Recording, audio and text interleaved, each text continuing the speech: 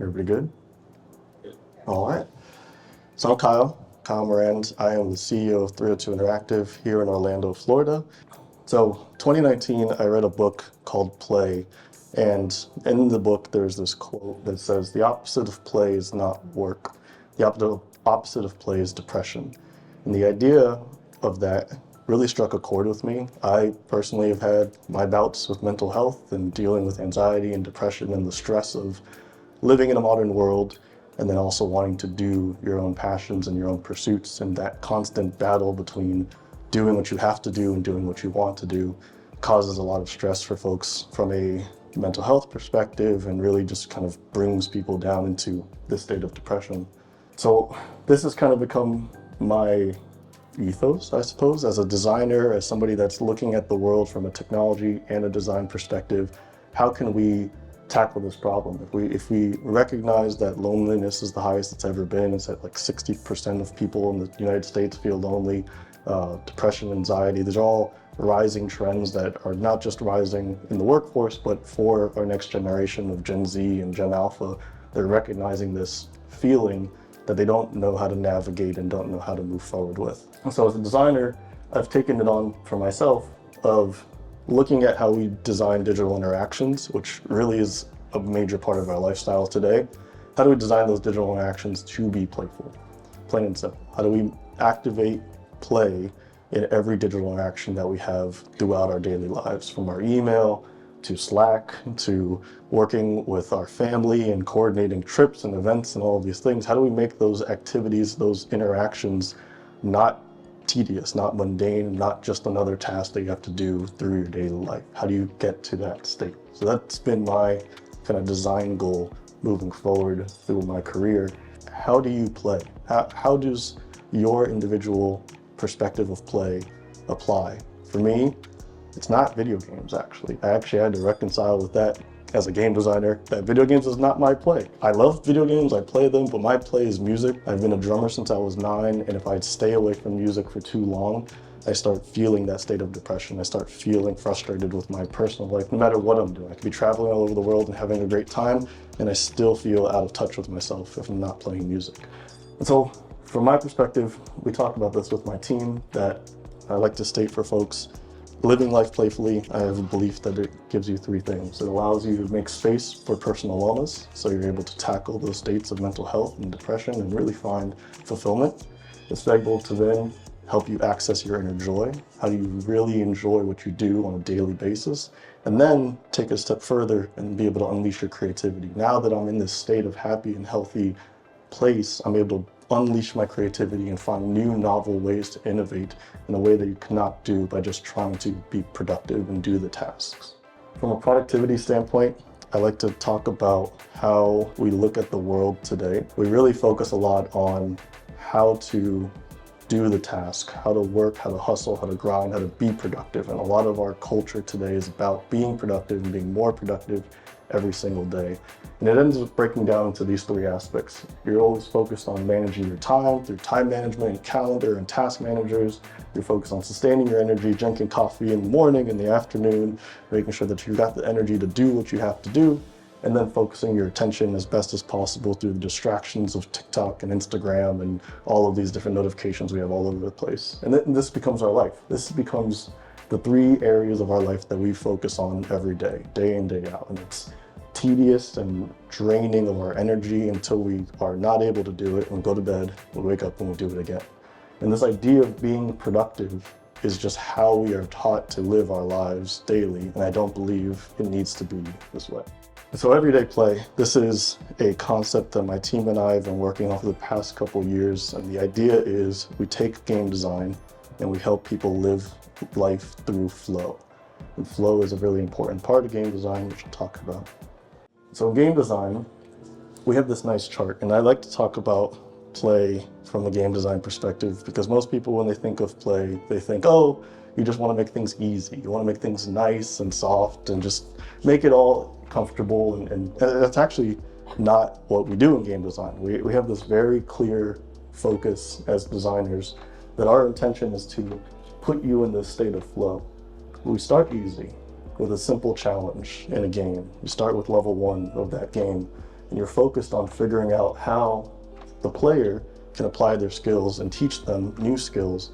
So you can give them a little more challenge and then teach them more skills, and give them more challenge and teach them more skills, and you continue to increase that and try to maintain this state of flow so that they don't ever feel too challenged and feel anxious by that, and they don't feel underwhelmed and get bored. And if we can maintain that state of flow, if you've ever seen the movie Soul, where the guy plays the piano and he goes into that flow state and it's all nice, that's what we do for games. And from a game designer's side, we've seen a lot of what I would call mundane tasks in games really managed. If you ever played Candy Crush, you can play Candy Crush for hours, and all you're doing is swiping left and right on these little candy blocks.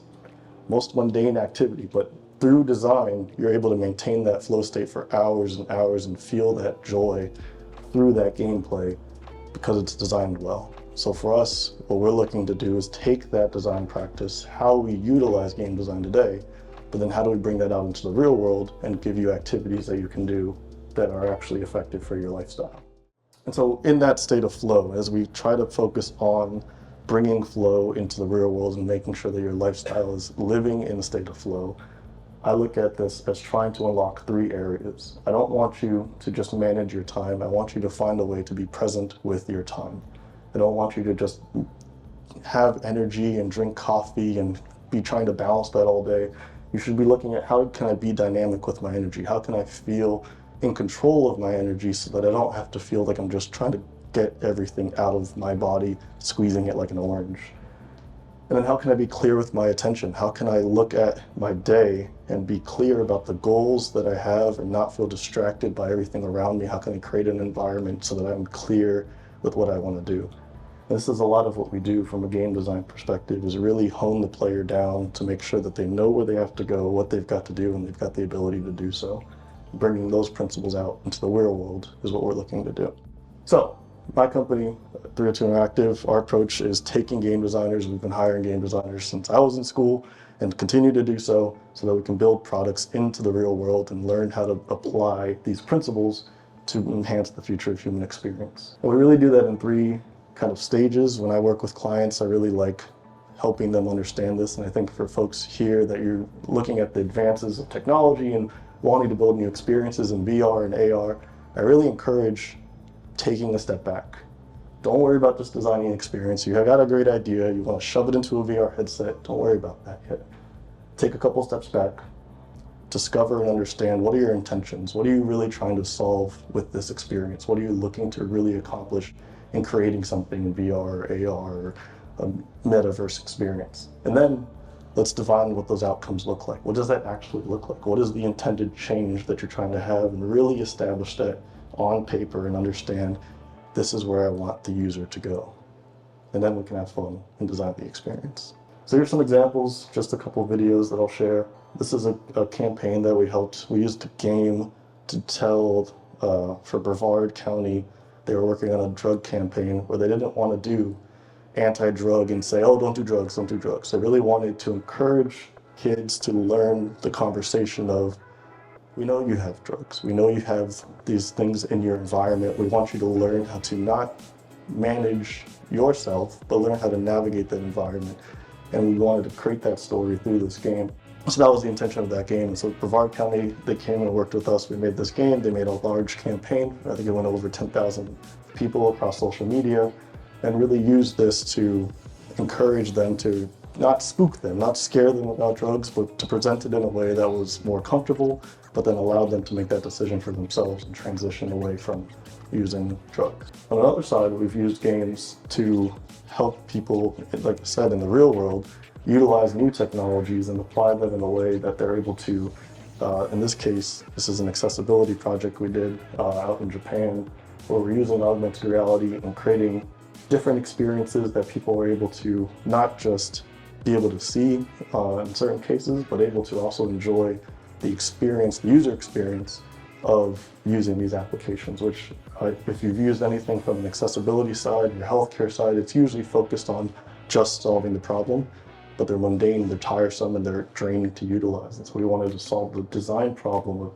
actually making these an effective solution that you want to utilize and encourages you to really enjoy. And there's a part in this video I'll kind of just let play towards the end that captures a little bit of that joy.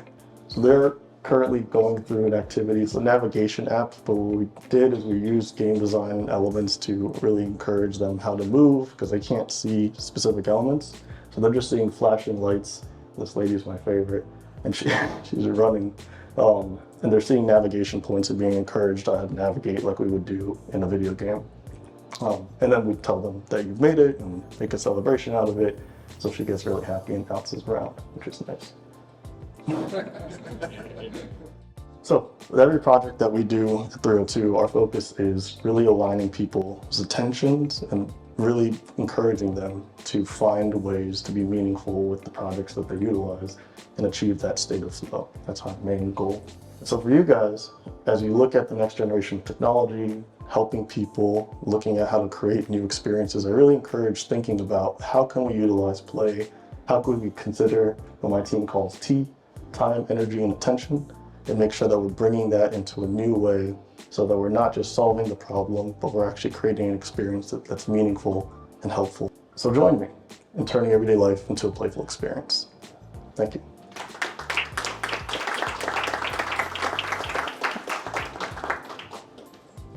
Questions? I don't know how long we're supposed to be here, so I'm open.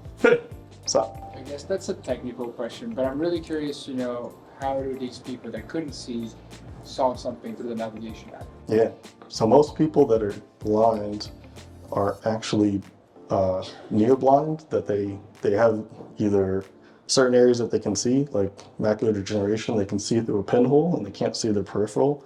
And so we're able to use augmented reality to bring the whole world into that pinhole so they're able to see them through that peripheral. That's one use that we've done. Another in the scenario where they're doing navigation, they can, like myself, they're really dark and blurry, so they can't see any detail, but they can see light and light estimation. So we're able to use light and guide them and say, hey, here's where you're going and here's where we want you to go. And they can hear, so as long as you're encouraging them and explaining that to them, they're able to then see and utilize that.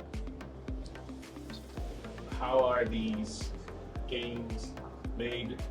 Are they made on the fly? Like, for example, do you scan the environment and then create a map of the environment and give them like a trajectory to go to where they avoid obstacles in real life, even though they don't see them? Yeah, that hardware was designed specific for that environment. This was a demo that we did out in Japan in Motegi. So we'd scan that environment to make sure that we created like a sustained space to then prove out the use case. But the goal is to be able to utilize real-time sensors so that you're able to do that kind of meshing and make sure that they're both able to navigate, but also able to avoid obstacles and make sure that they don't get hurt. All right. Thank you.